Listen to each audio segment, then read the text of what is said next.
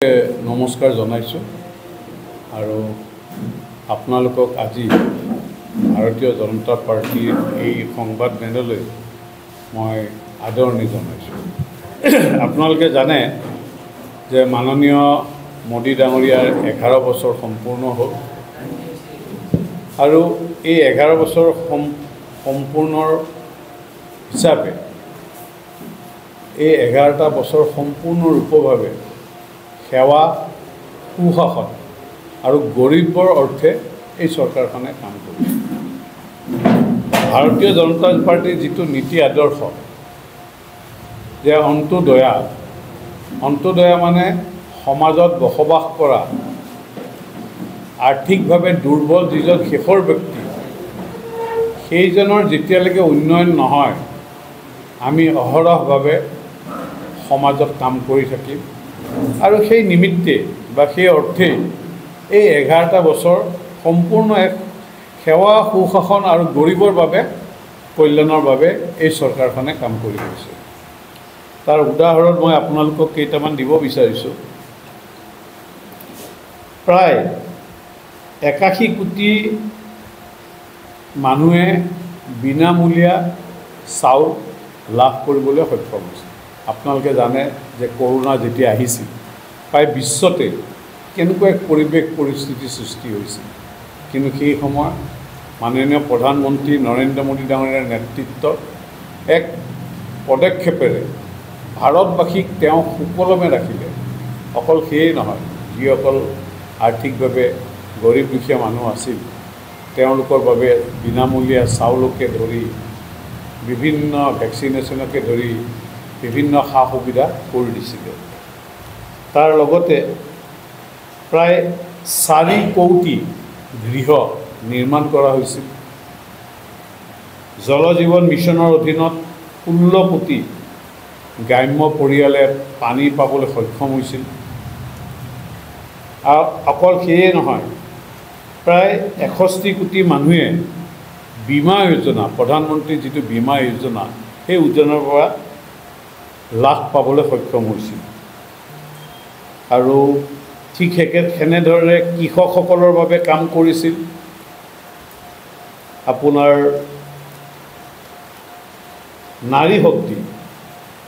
নাৰীসকলৰ বাবে 33% আসন সংৰক্ষণৰ এই চৰকাৰখনে পাৰ্লিয়ামেণ্টত ব্যৱস্থা কৰিছে। তাৰ বাহিৰেও লাখপতি বাইদেউ ইতিমধ্যে আমাৰ আৰম্ভ হৈছে আৰু আমাৰ ৰাজ্য চৰকাৰখনো অৰুণোদয় দ্বাৰা যিসকল কিছুমান মানুহ, যিবিলাক বিধৱা মানুহ বা বিভিন্ন কাৰণত বিয়া হৈ বেলেগকৈ থাকিব লগা হৈছিল, এনে মহিলা আৰু বাবে কিছু প্ৰয়াস কৰিছে। আৰু চবতকৈ ডাঙৰ কথা, মধ্যবিত্ত শ্ৰেণীৰ বাবে এইবাৰ 12 লাখ পৰ্যন্ত ইনকাম টেক্স যিটো ৰেহাই দিছে, সেইটো এটা খুব গুৰুত্বপূৰ্ণ সিদ্ধান্ত ভাৰতবাসীৰ বাবে। যুৱ শক্তিৰ বাবে ৰাষ্ট্ৰীয় শিক্ষানীতি, আমাৰ শিক্ষানীতি তাহানিতে ব্ৰিটিছে দি থৈ যোৱা শিক্ষানীতিতে আমাৰ চলি আছে।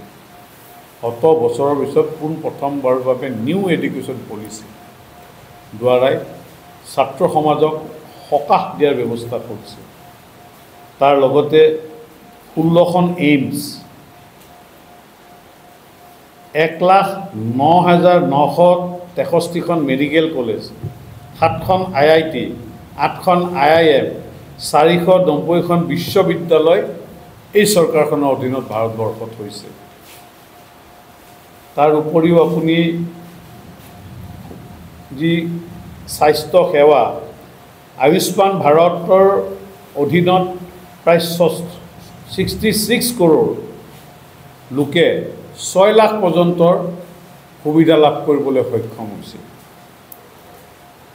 আজি দেশত মুঠ 23খন এইমছ আৰু 2046খন চিকিৎসা মহাবিদ্যালয় আছে। আপুনি 2014 চনৰ আগত যদি চায় আৰু আজি পৰিৱেশ সম্পূৰ্ণ এক সলনি। আজি ভাৰতবৰ্ষৰ বিশ্বৰ চতুৰ্থ অৰ্থনীতি আৰু ই তৃতীয় অৰ্থনীতিত পদাৰ্পণ কৰিবলৈ গৈ আছে। জাপানৰ নিচিনা দেশক আমি পিছ পেলাই চতুৰ্থ আমি লাৰ্জেষ্ট ইকনমি। কৰোণা সময়ত বিশ্বত অৰ্থনীতি তছবছ হৈ গৈছিল, কিন্তু ভাৰতৰ অৰ্থনীতি সুস্থিৰভাৱে জীয়াই ৰাখিবলৈ সক্ষম হৈছিল মাননীয় নৰেন্দ্ৰ মোদী ডাঙৰীয়াৰ নেতৃত্বত। ইয়াত বহুত দীঘলীয়াকৈ আছে, আমি আপোনালোকক এটা কপি দিম, মই খালি সংক্ষেপতে কিছু কথা কৈ গৈছোঁ।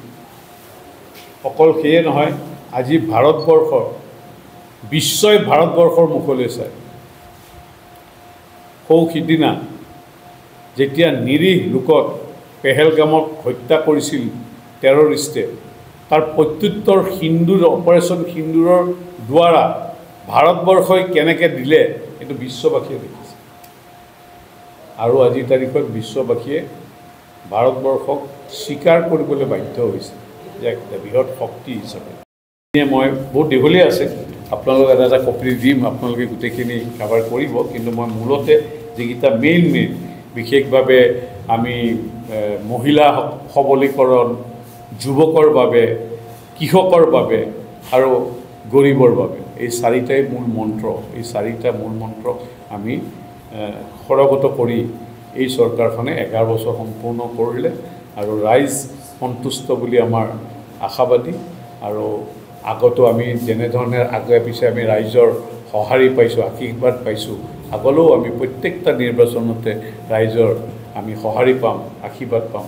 এই কামনাৰে মই মোৰ বক্তব্য সামৰণি মাৰিলোঁ।